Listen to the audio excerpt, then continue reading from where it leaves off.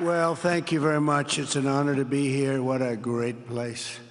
What a great place, but more importantly, what great people. I want to thank His Royal Highness, the Crown Prince, for that incredible introduction. He's an incredible man. Known him a long time now. There's nobody like him. Thank you very much. Appreciate it very much, my friend. And it's a tremendous honor to return to this beautiful kingdom and be welcomed back with such extraordinary generosity and warmth. I've never forgotten the exceptional hospitality showed to us by King Solomon, who's just, we talk about a great man. That is a great man. That is a great man, a great family. And that visit took place exactly 8 years ago. The graciousness of the royal family and the Saudi people is really unsurpassed, no matter where you go. Let me also thank the countless ministers, government officials, business leaders, and distinguished guests for that warm welcome. Very warm, and I know so many of you. I'd like to call out all of your names, but we have a lot of problems. We'd be here for a long time. We don't want that, so don't be upset. With this historic state visit, we celebrate more than 80 years of close partnership between the United States and the Kingdom of Saudi Arabia. Ever since President Franklin Roosevelt met with King Solomon's father, King Abdul Aziz, aboard the USS Quincy in 1945, the U.S.-Saudi relationship has been a bedrock of security and prosperity. Today, we reaffirm this important bond, and we take the next steps to make our relationship closer, stronger, and more powerful than ever before. It is more powerful than ever before.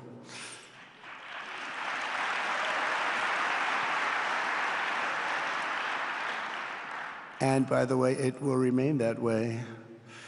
We don't go in and out like other people. It will remain that way.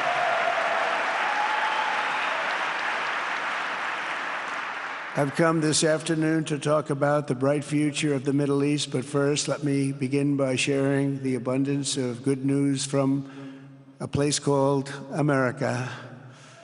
In less than 4 months, our new administration has achieved more than most other administrations accomplish in 4 years or even 8 years. We've actually done, for the most part, more.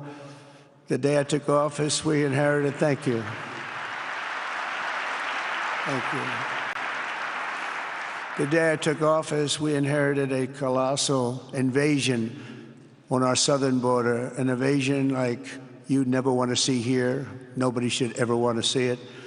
But within weeks, we slashed illegal border crossings to an all-time low, down 99.999%. That's good, even for this great gentleman standing right in front of me. That's a good number. We had hundreds of thousands of people. They came in at the same time last year, and last month we had, in this massive border, 3 people that got in. That's quite a difference, and we have no choice but to get a lot of the people that came in because they were not the best people. They were, in many cases, very bad people. We're getting them out. We're getting them out very fast. We're bringing them back to where they came from. We have no choice. After years of military recruiting shortfalls, enlistments in the U.S. Armed Forces are now the highest in 30 years because there is such an incredible spirit in the United States of America. We have tremendous spirit again. Just about a year ago, it was a big story, front page on every paper all over the world, that nobody wanted to enlist in our military, meaning we were way under enlisted. And just last week it came out that we had the strongest enlistment. They say 30 years, but probably it's maybe ever. They don't go back that far. It's the best, and that includes police officers, firemen, everything else. There's a great spirit in the United States right now. A brand new poll from Rasmussen just showed that the number of Americans who believe the nation is on the right track, they have a right track, wrong track, is now the highest in over 20 years. And it hasn't been anything like this because for many years it was the wrong track. And I can tell you for the last 4 years it was definitely the wrong track, but it's the highest it's been in many, many years. We renamed the Gulf of Mexico into the Gulf of America. That was very popular, other than perhaps with Mexico. And most importantly, for the people in this room, the days of economic misery under the last administration are rapidly giving way to the greatest economy in the history of the world. We are rocking. The United States is the hottest country, with the exception of your country, I have to say, right? I'm not going to take that on. No, Mohammed, I'm not going to take that on. Wouldn't that be a terrible thing if I made that full statement? But I will not do it. You're hotter. At least as long as I'm up here, you're hotter. But groceries, gasoline, energy, and all other prices are down with no inflation. We have no inflation, and in a few short weeks, we've created 464,000 brand new jobs. Think of that. It's almost 500,000 jobs created just in a matter of weeks. We just reached a historic trade agreement with the United Kingdom, and over the weekend we reached a breakthrough agreement with China. Both outstanding deals. China's agreed. We have to get it down. We have to get the little details down. And Scott, you're going to work on that very hard, but China's agreed to open up to the United States for trade and everything else. But they have to do it, so we'll see what happens. But we had a very, very good meeting with both of those countries. We are cutting 10 old regulations for every new regulation. We're getting rid of all of the red tape that is so many, frankly, countries, as they get older, they develop a lot of red tape, and we're getting rid of it. We're getting rid of it at record levels. And I'm pleased to report that the United States Congress is on the verge of passing the largest tax cut and regulation cut in American history. We think we're in good shape to get that. And if we get that, that will be like a rocket ship for our country. In the first quarter of the year, the investment in America was up an astounding 22%. More than $10 trillion of new investments have been announced or are coming just since the election on November 5th. So think of that. In a very short period of time, we have over $10 trillion, and it could be much higher than that. Not everybody comes to the White House to have a news conference that they're going to be opening up in America, but they're all coming in at numbers that we've never seen before. If you take a look at other presidencies, they wouldn't do $1 trillion sometime in years. We did this in essentially 2 months because you have to say we got into office and they gave me about a month to clean up and fix up the Oval Office, and after that we started working. And the money is pouring in, the jobs are pouring in, the companies are pouring into our country like we've never seen before. There's never been anything like it.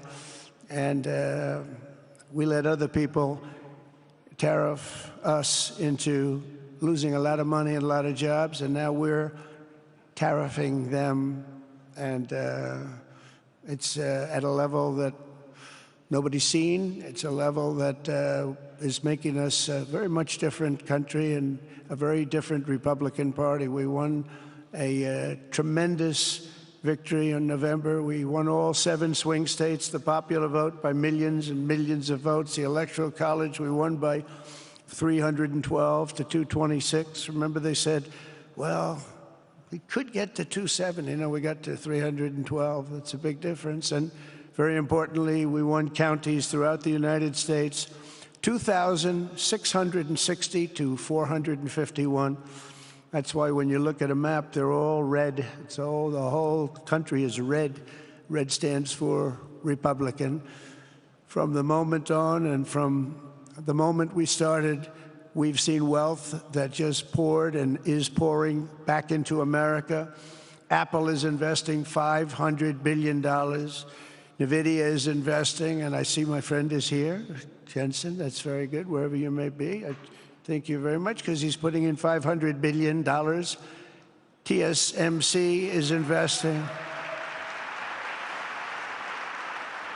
Where is Jensen, by the way? Where is he? He's standing here. Where is he? I just saw that. Thank you very much, Jensen. I mean, Tim Cook isn't here, but you are.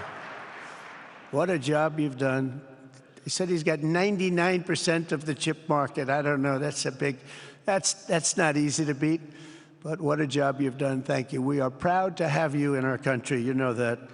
Thank you for the investment. TSMC is investing $200 billion, and with this trip, we're adding over $1 trillion more in terms of investment into our country and buying our products. And, you know, nobody makes military equipment like us. We have the best military equipment, the best missiles, the best rockets, the best everything. Best submarines, by the way. Most lethal weapon in the world. In addition to purchases of $142 billion of American-made military equipment by our great Saudi partners, the largest ever. This week, there are multi-billion-dollar commercial deals with Amazon, Oracle, AMD. They're all here. Uber, Qualcomm, Johnson & Johnson, and many, many more. So I want to congratulate everybody. So many great business executives, many of you, most of you I know. And they're coming in, you know, about a month ago. They weren't that happy when they saw me. And now they're saying, sir, you're doing a great job. Thank you very much. It's amazing what a rising market will do. Oh, it's going to get a lot higher. In fact, I told people 5 weeks ago, this is a great time to buy. I got criticized for that. Now they don't criticize me anymore. People should have listened. But it's going to go a lot higher. You see, we've never had anything like this happen. It's an explosion of investment and jobs, and great companies are coming in. Never seen anything like it. There's no better place to make a future or make a fortune, or do anything, frankly, than what we have in the United States of America under a certain President, Donald J. Trump. I have the right attitude. I have the same attitude that the people in the front row, second row, third row have. As you get back, perhaps they start to wane a little bit in terms of their view. But they understand, and we're doing what a lot of smart people would do. And we're not necessarily being politically correct. You saw what we did yesterday with health care. We've cut our health care by 50 to 90%. You're going to see drugs and pharmaceuticals come down at numbers that nobody has ever seen. And drugs, pharmaceuticals, we think will be dropping. And it will be a redistribution of costs with other nations, which really took advantage of a very nice group of people that ran our country. But not only is this a time of incredible excitement in the United States, it's also an exhilarating period right here in the Arabian Peninsula. Beautiful place, by the way. Beautiful place. Exactly. Thank you. Exactly 8 years ago this month, I stood in this very room and looked forward to a future in which the nations of this region would drive the forces of terrorism and extremism, drive them right out of existence, and take your place among the proudest, most prosperous, most successful nations anywhere in the world as leaders of a modern and rising Middle East. So exciting. So exciting. Mohammed, you sleep at night? How do you sleep? Huh? Just thinking.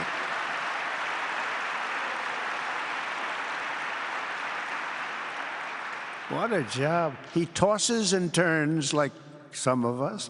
Tosses and turns all night. How do I make it even better all night? It's the ones that don't toss and turn. They're the ones that will never take you to the promised land, won't they? But you have done some job. True. But critics doubted that it was possible what you've done. But over the past 8 years, Saudi Arabia has proved the critics totally wrong. The transformation that has occurred even by these incredible business leaders. I mean, you had the biggest leaders in business anywhere in the world standing right before us. But the transformation that has occurred under the leadership of King Salman and Crown Prince Mohammed has been truly extraordinary. Such a thing has, I don't think, ever happened before. I've never seen anything at that scale happen before. And I guess, you know, maybe you could say the the United States is doing pretty well too, you know, but I don't think too many people have seen that happen before. Majestic skyscrapers, the towers that I see, the difference between now and 8 years ago. And 8 years ago was very impressive, but the towers that I see rising, some of the exhibits that I was shown by Mohammed, what I've seen there is just an amazing, it's an amazing process, amazing genius of so many people, architecture, but I have a feeling I know where many of those ideas came from. Happens to be sitting right in this room right before me, but the towers and all of the different, I've seen a lot of different towers. I didn't think there's any version of a tower that I haven't seen in one form or another. I just passed 4 exhibits. I have never seen anything like any of them. So it's going to be very exciting. And they sit among the ancient wonders of a growing and exciting city. It's really amazing. Riyadh is becoming not just a seat of government, but a major business, cultural, and high-tech capital of the entire world. The World Cup is here. Johnny, just stand up, Johnny. Johnny, thank you, Johnny.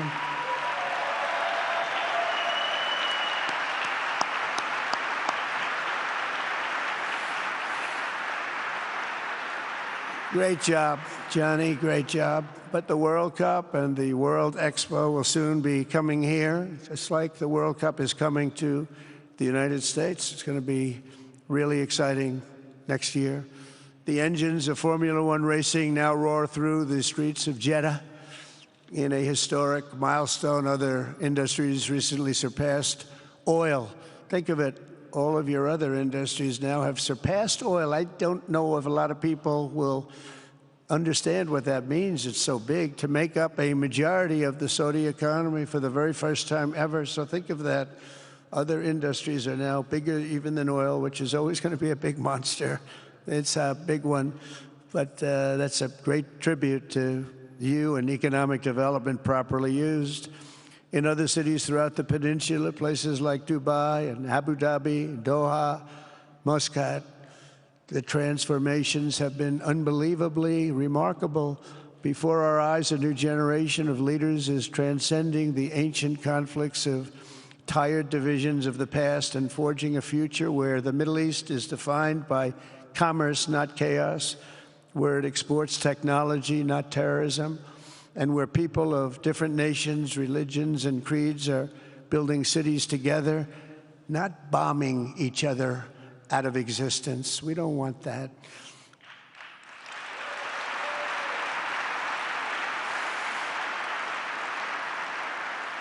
And it's crucial for the wider world to note this great transformation has not come from Western interventionists or flying people in beautiful planes giving you lectures on how to live and how to govern your own affairs. No, the gleaming marvels of Riyadh and Abu Dhabi were not created by the so-called nation builders, neocons, or liberal nonprofits like those who spent trillions and trillions of dollars failing to develop Kabul, Baghdad, so many other cities. Instead, the birth of a modern Middle East has been brought by the people of the region themselves, the people that are right here, the people that have lived here all their lives, developing your own sovereign countries, pursuing your own unique visions and charting your own destinies in your own way. It's really incredible what you've done. In the end, the so-called nation builders wrecked far more nations than they built, and the interventionists were intervening in complex societies that they did not even understand themselves. They told you how to do it, but they had no idea how to do it themselves. Peace, prosperity, and progress ultimately came not from a radical rejection of your heritage, but rather from embracing your national traditions and embracing that same heritage that you love so dearly.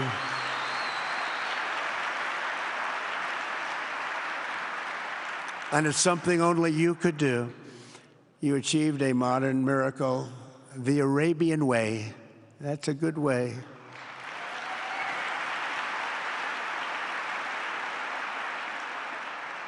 Today, the Gulf nations have shown this entire region a path towards safe and orderly societies with improving quality of life, flourishing economic growth, expanding personal freedoms, and increasing responsibilities on the world stage. After so many decades of conflict, finally it is within our grasp to reach the future that generations before us could only dream about, a land of peace, safety, harmony, opportunity, innovation, and achievement right here in the Middle East. So beautiful. It's such a beautiful thing that's happening. I guess, you know, the people that are here can't even really appreciate it because you see it happening, and it's when you come to a place that you haven't seen in 5 years or 10 years or 20 years that it's even more incredible. When I left office just over 4 years ago, that future seemed almost impossible, what you've done. Together we had obliterated the killers of ISIS. We wiped them out, terminated its founder and leader, al-Baghdadi. We had healed the divide in the Gulf Cooperation Council, it's a very big deal, and united the nations of the region to stand against the enemies of all civilization. We'd imposed unprecedented sanctions on Iran and starved the regime of resources to fund terror. They were unable to fund anything because they had no money left. They had no money. But the new administration came in and let them have a lot of money, and you saw what happened. It was not money well spent. And with the historic Abraham Accords that we're so proud of, all the momentum was aimed at peace, and it aimed very successfully. It's been an amazing thing, the Abraham Accords, and it's my fervent hope, wish, and even my dream that Saudi Arabia, a place I have such respect for, especially over the last fairly short period of time, what you've been able to do, but we'll soon be joining the Abraham Accords. I think it'll be a tremendous tribute to your country, and it will be something that's really going to be very important for the future of the Middle East. I took a risk in doing them, and they've been an absolute bonanza for the countries that have joined. The Biden administration did nothing for 4 years. We would have had it filled out. But it will be a special day in the Middle East with the whole world watching when Saudi Arabia joins us, and you'll be greatly honoring me, and you'll be greatly honoring all of those people that have fought so hard for the Middle East. And I really think it's going to be something special, but you'll do it in your own time, and that's what I want, and that's what you want, and that's the way it's going to be. When I left office, the only thing still standing between this region and its unbelievable potential was a small group of rogue actors and violent thugs seeking constantly to drag the Middle East backward and into havoc, mayhem, and indeed into war. Unfortunately, instead of confronting these destructive forces, the last U.S. administration chose to enrich them and empower them and give them billions and billions of dollars. The Biden administration, the worst administration in the history of our country, by the way, spurned our most trusted and long-standing Gulf partners, and I can say partners worldwide, one of our great, great partners, no matter who we look to, and we have great partners in the world, but we have none stronger and nobody like the gentleman that's right before me. He's your greatest representative, greatest representative.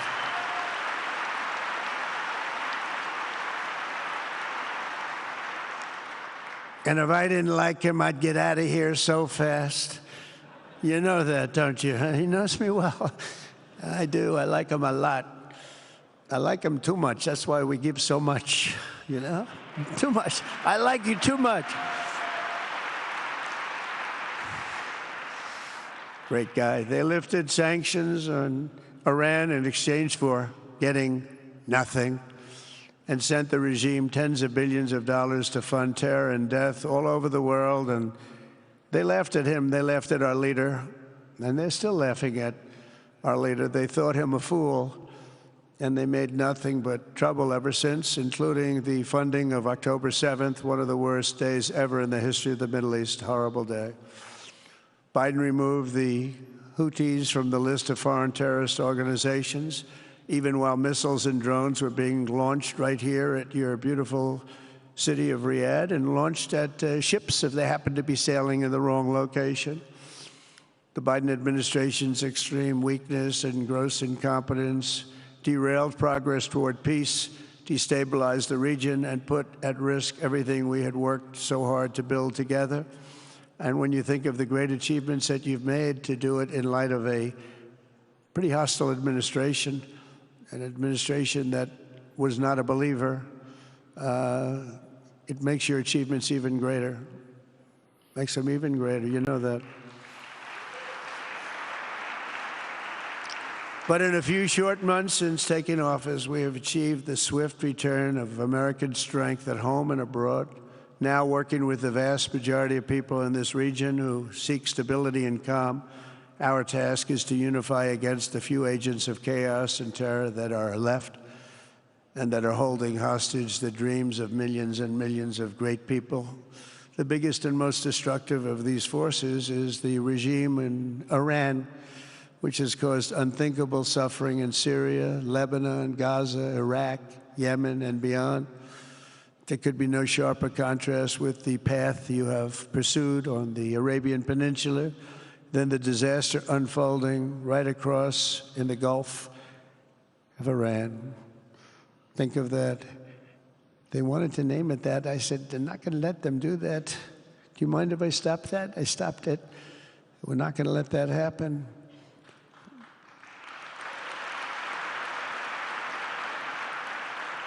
While you have been constructing the world's tallest skyscrapers in Jeddah and Dubai, Tehran's 1979 landmarks are collapsing into rubble and dust. They had it going for a little while under a much different system, but those buildings are largely falling apart, falling down, while you're building some of the world's biggest and most incredible infrastructure projects. Buildings, all sorts of things you're building that nobody's ever even seen before. Iran's decades of neglect and mismanagement have left the country plagued by rolling blackouts lasting for hours a day. All the time you hear about it. While your skill has turned dry deserts into fertile farmland, Iran's leaders have managed to turn green farmland into dry deserts as their corrupt water mafia, it's called it the water mafia, causes droughts and empty riverbeds. They get rich, but they don't let the people have any of it. And then, of course, there's the key difference at the root of it all. While the Arab states have focused on becoming pillars of regional stability and world commerce, Iran's leaders have focused on stealing their people's wealth to fund terror and bloodshed abroad. Most tragic of all, they have dragged down an entire region with them. Countless lives were lost in the Iranian effort to maintain a crumbling regime in Syria. Look at what happened with Syria. In Lebanon, their Hezbollah proxies have pillaged the hopes of a nation whose capital, Beirut, was once called the Paris of the Middle East. Can you imagine? All of this misery and so much more was entirely avoidable, absolutely avoidable, and Mohammed knew that. He knew that. Smart people knew that. If only the Iranian regime had focused on building their nation up instead of tearing the region down. Yet I'm here today not merely to condemn the past chaos of Iran's leaders, but to offer them a new path and a much better path toward a far better and more hopeful future. As I've shown repeatedly, I am willing to end past conflicts and forge new partnerships for a better and more stable world, even if our differences may be very profound, which obviously they are in the case of Iran. I have never believed in having permanent enemies. I am different than a lot of people think. I don't like permanent enemies, but sometimes you need enemies to do the job, and you have to do it right. Enemies get you motivated. In fact, some of the closest friends of the United States of America are nations we fought wars against in generations past, and now they're our friends and our allies. I want to make a deal with Iran. If I can make a deal with Iran, I'll be very happy if we're going to make your region and the world a safer place. But if Iran's leadership rejects this olive branch and continues to attack their neighbors, then we will have no choice but to inflict massive, maximum pressure drive Iranian oil exports to zero like I did before. If you know that, they were a virtually bankrupt country because of what I did. They had no money for terror. They had no money for Hamas or Hezbollah, and take all action required to stop the regime from ever having a nuclear weapon. Iran will never have a nuclear weapon.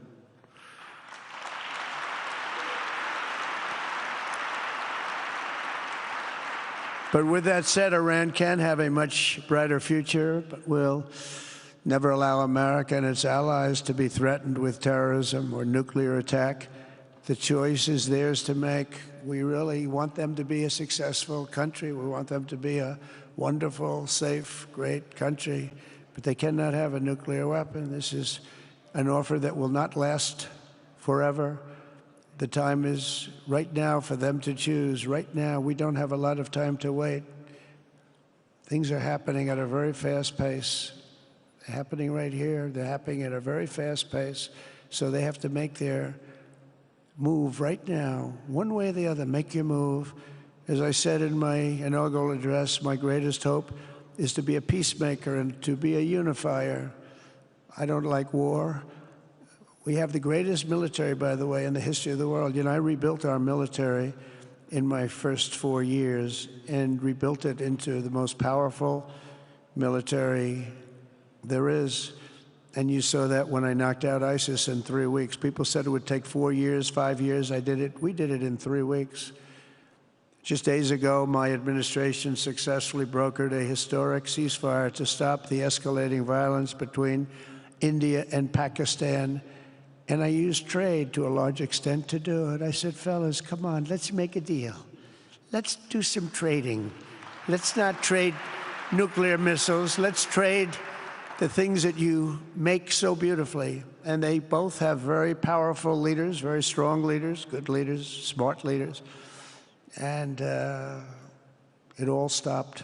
Hopefully it'll remain that way, but it all stopped. I was very proud of Marco Rubio and all of the people that worked so hard. Marco, stand up. What a great job you did on that. Thank you, J.D. Vance, Marco.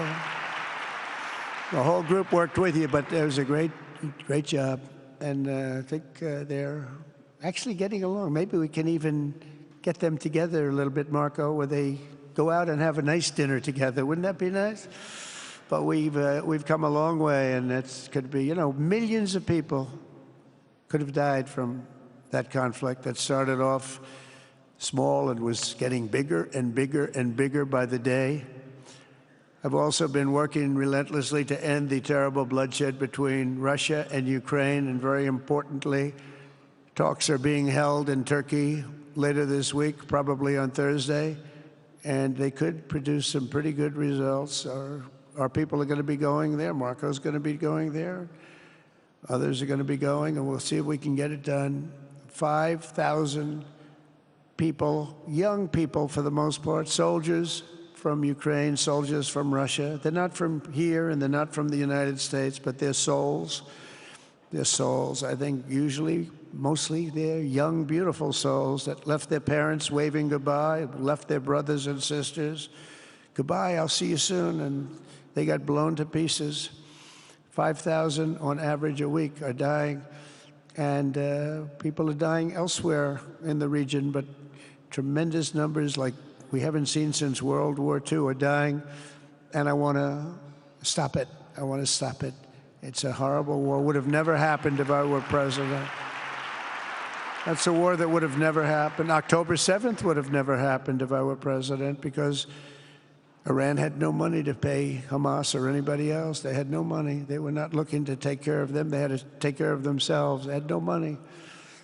We stopped their oil effectively with the embargoes and sanctions. But let me take this opportunity to thank the Kingdom of Saudi Arabia for the constructive role that you've played in facilitating the Ukraine talks. And it really is, you've been amazing. You've made everything available to us. Thank you very much. Thank you. And if we get that settled, we'll pay a special tribute to what you've done. You really did lay a great groundwork. Thank you very much. Appreciate it. The West should not be dragging itself backward into another endless war in Europe, yet another endless war.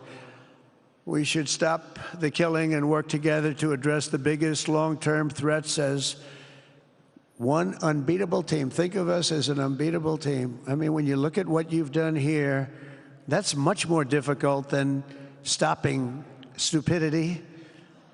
Think of it. It's stupidity. What you've done is much more difficult, and you did it better than anybody else has ever done it. As President of the United States, my preference will always be for peace and partnership whenever those outcomes can be achieved. Always. It's always going to be that way. Only a fool would think otherwise. In recent years, far too many American presidents have been afflicted with the notion that it's our job to look into the souls of foreign leaders and use U.S. policy to dispense justice for their sins. They loved using our very powerful military, and now it's really the most powerful it's ever been. We just are getting a budget approved, $1 trillion, highest budget we've ever had in history for military, $1 trillion. And we're getting the greatest missiles, the greatest weapons. And, you know, I hate to do it, but you have to do it because we believe in peace through strength. You have to have the strength, otherwise bad things could happen. But hopefully we'll never have to use any of those weapons. Seems to be an awfully big waste of money if you're never going to use them, but hopefully we'll never have to use them because the destructive power of some of those weapons are like nobody's seen before. I believe it is God's job to sit in judgment, my job to defend America, and to promote the fundamental interest of stability, prosperity, and peace. That's what I really want to do.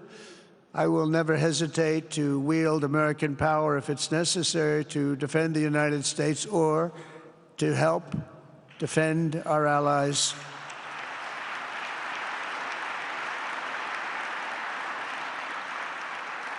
And there will be no mercy for any foe who tries to do us or them harm. We will have no mercy. They understand that. That's why I've been pretty lucky. A lot of people think, you know, he's looking to fight. He's looking to fight, and things get settled. It's an amazing thing when they really think you mean it. But we do. We have the greatest military, the strongest military, stronger than any. Nobody's even close. We have the best weapons in the world. But we don't want to use them. If you threaten America or our partners, however, then you'll be faced with overwhelming strength and devastating force. We have things that you don't even know about, you don't hear about, and if you did, you'd say, wow. In recent weeks, following repeated attacks on American ships and freedom of navigation in the Red Sea, the United States military launched more than 1,100 strikes on the Houthis in Yemen. As a result, the Houthis agreed to stop. They said, we don't want this anymore. It's the first time you've heard that from them, too. They're tough. They're fighters. But just days ago, we were asked to cease targeting commercial. They were not going to be targeting commercial ships in any way, shape, or form, or anything American. And they were very happy that we stopped. But we had 52 days of thunder and lightning like they've never seen before. This was a swift, ferocious, decisive, and extremely successful use of military force. Not that we wanted to do it, but they were shooting down ships. They were shooting at you. They were shooting at Saudi Arabia. We don't want them shooting at Saudi Arabia, if that's okay. So we hit them hard. We got what we came for, and then we got out. Since January 20th, the U.S. military has terminated 83 terrorist leaders operating across Iraq, Syria, and Somalia, including ISIS's #2 global leader. You read about that just recently. With the help of Pakistan, we apprehended the ISIS terrorists responsible for the attack on 13 American service members at Abbey Gate, that horrible, horrible disaster. During this Afghanistan withdrawal, you know, that's another thing that we don't even think about so much anymore. 13 died, but 42 were horribly wounded. But hundreds of people died overall, because I count the people on the other side. Hundreds of people just grossly incompetent. It's probably why Putin decided to go into Ukraine, something he never would have done if I were president. But we wouldn't have had the problems of October 7th if I were president. We wouldn't have had Ukraine, Russia if I were president. We wouldn't have had Abbeygate because there wouldn't have been any reason we were getting out, but we were getting out with dignity and with strength and power. But the way they got out was not good. I think it was the most embarrassing moment in the history of our country. And we've been working tirelessly to bring back all hostages held by Hamas. We brought back a lot already, but we're bringing back more. This weekend, we successfully negotiated the release of the last American hostage, Edan Alexander. Just came out a few hours ago, and we continue to work to get that war ended as quickly as possible. It's a horrible thing that's taking place. All civilized people must condemn the October 7th atrocities against Israel, which would never have happened again if you had probably a different president, but definitely if you had me as president. The people of Gaza deserve a much better future, but that will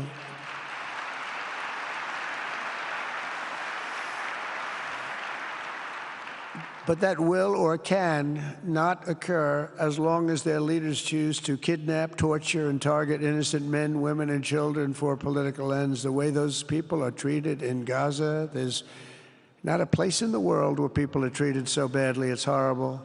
After years of suffering, two of the nations most ravaged by terror are finally beginning to end their long nightmares under the new generation of leaders. In Lebanon, where a friend of mine has just become the ambassador. He's going to be great. I said, you know, that could be a very dangerous job. He said, I was born there. I'm Lebanese. I love that country. I said, but it's very dangerous. You know, this is a friend of mine from New York. I said, but it's very dangerous. Are you sure you want to do it? I never thought of him as being a warrior, but he is a warrior. He loves his country. He said, if I'm injured or die, I'm dying for a country that I love. He grew up there.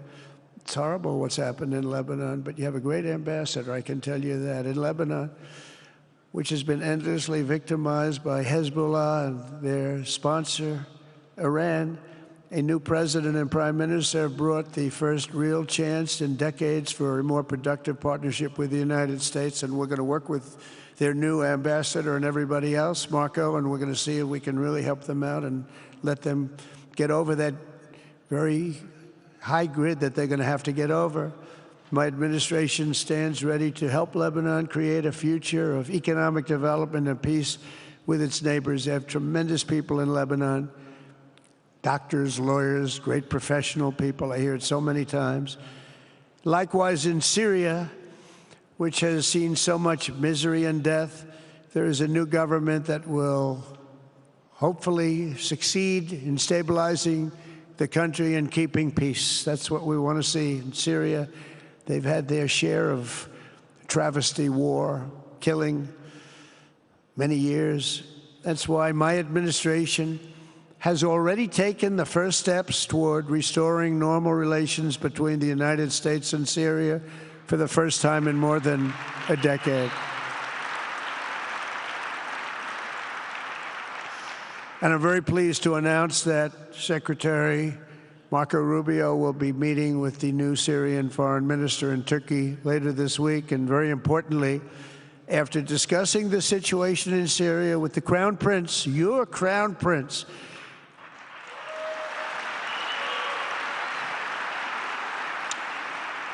and also with President Erdogan of Turkey, who called me the other day and asked for a very similar thing, among others, and friends of mine, people that I have a lot of respect for in the Middle East, I will be ordering the cessation of sanctions against Syria in order to give them a chance at greatness.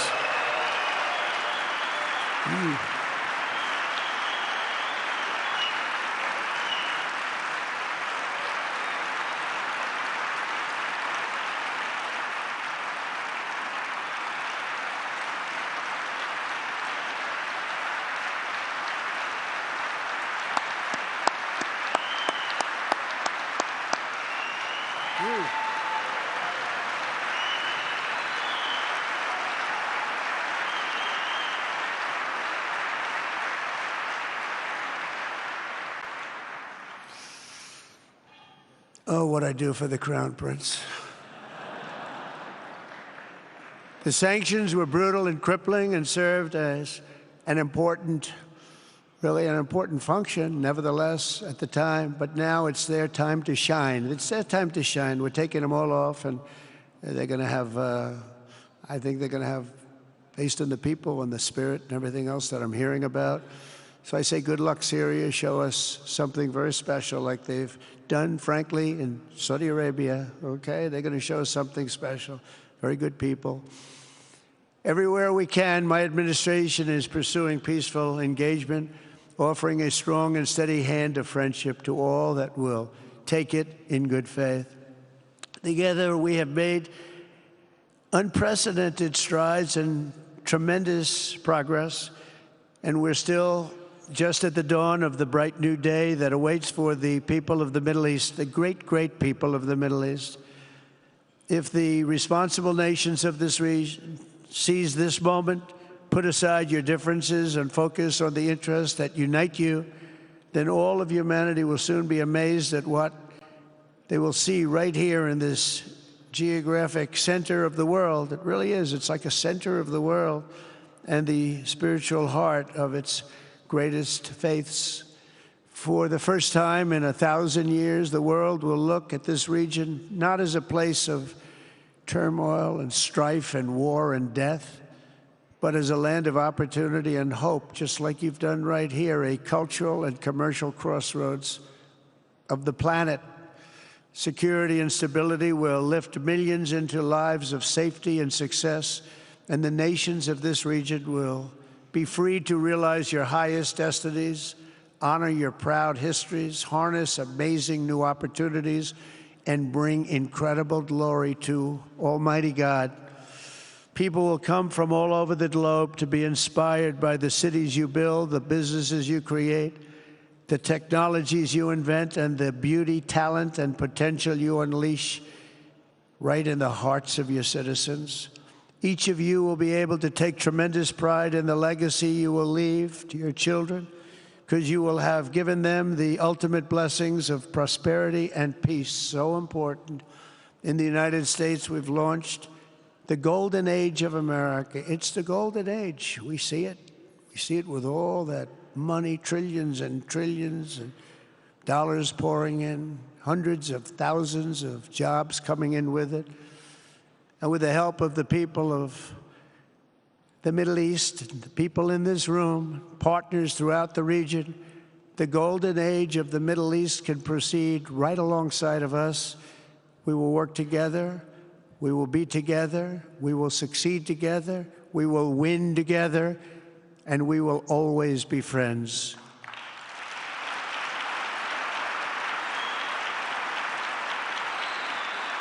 Thank you.